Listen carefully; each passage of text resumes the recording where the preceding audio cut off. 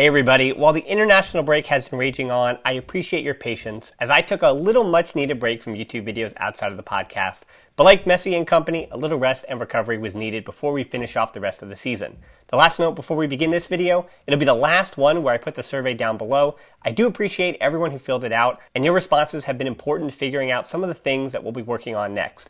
We got quite a few comments about Barca B content. You want more of it. So you're in luck. This video is all about Barcelona B and the confusing changes to the Spanish football pyramid. The whole explanation of changes to the divisions is a bit complicated, so I think it's probably easier to explain the changes through the lens of Barca B and their chances of promotion this season. Because this season there were 102 teams participating in the Segunda Division B, each of those being divided into 5 groups of 20 or 21 teams, and then those 5 groups being divided into 10 subgroups of 10 or 11 teams each.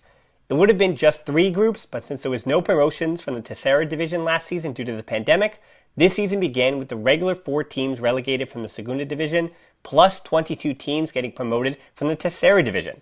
Alright, still with me?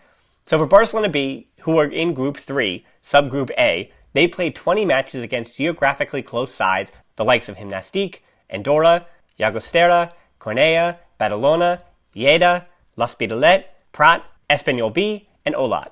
From this group, Barcelona B finished second behind Gimnàstic and ahead of Andorra. These are the 3 still alive for qualification to the Segunda Division, the second division in Spain. This is where it gets a little tricky. Next season, the Spanish RFEF has created a new 2-group, 40-team third division, taking the place of Segunda Division B. This new third division will be called the Primera Division, RFEF. Confusing titles, I know, Primera being the third division, I know. The Segunda Division B will now be the 4th division and just called the Segunda Division RFEF. So next season, you'll have in order La Liga, the Segunda Division, the Primera Division RFEF, those are the professional leagues, and then the Segunda Division RFEF, which is now semi-professional, and then the Tercera Division RFEF, which is non-professional, then the 1st through 5th regional divisions representing the 6th through 10th levels of Spanish football. So now that we got that, back to Barca B. Barca B, having finished top 3 of their 11-team subgroup, have qualified for a 6-team promotion group with Gimnàstic and Andorra, and joining the top 3 from the other Group 3 subgroup, which were Ibiza, Alcoyano, and Villarreal B.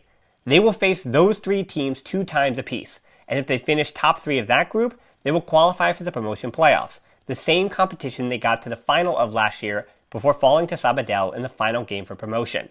In this mini table of 6, they currently sit in 4th. The top 3 automatically make the playoffs, but the 4th place team from all the groups with the highest total points will also make the playoffs.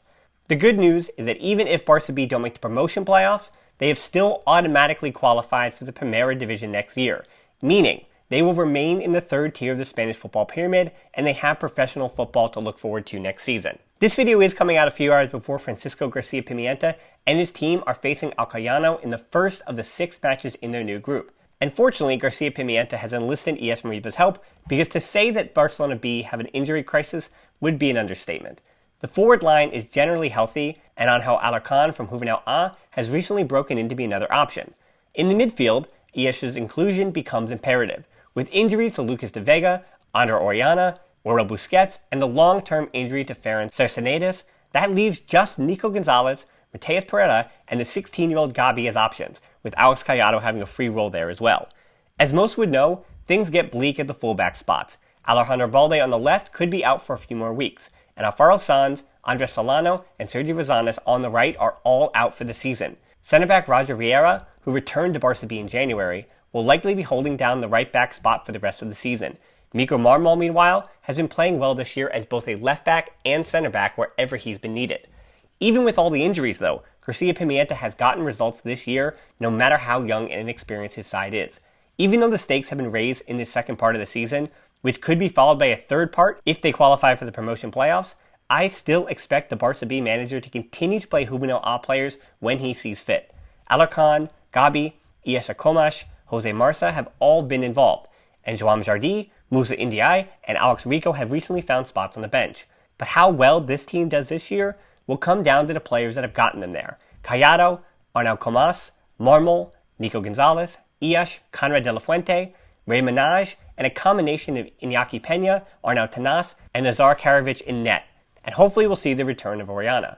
This is the core that Garcia Pimienta has had at his disposal this year, plus Iash, that could see Barca B in the second division next season, or at the very least, quote-unquote promoted to the new third division.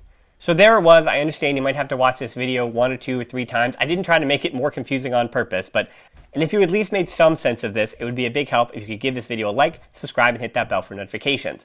And as always, until next time, Forza Barca.